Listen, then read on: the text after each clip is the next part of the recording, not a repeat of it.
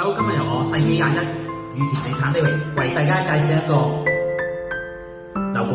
呢個樓盤係位於荃灣西區嘅，幾特別。呢個係荃灣西嘅麗城花園，我哋而家所在呢個位於係個第2期嚟嘅。咁啊，單位實用面積係一個572尺實用，係一個放賣嘅單位嚟嘅。好，我哋入屋，右手邊一個特大嘅廚房。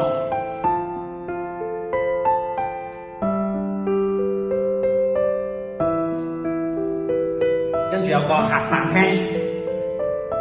呢個係個飯廳，相當之闊落。呢個係一個客廳。咁啊，單位廳咧係望到海景嘅，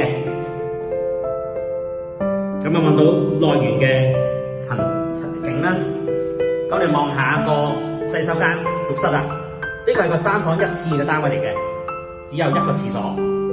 咁啊，洗手間就非常之闊落。非常之大，咁我哋睇埋個房間，房間總共有3個房，我哋先睇下啲細房先。好，睇埋隔離間細房。咁我哋再望埋嗰個特大嘅主人房啦。好，我哋先望下個主人房，見到個好大個房，可以足夠擺咗張雙人床。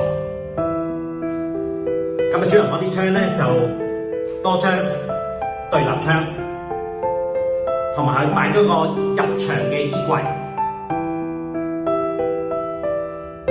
咁我哋再望埋多次個景觀啦。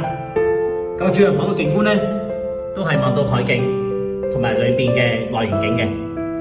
咁啊，如果各位對呢個單位有興趣嘅話咧，可以聯絡我哋世紀21裕田地產。多謝。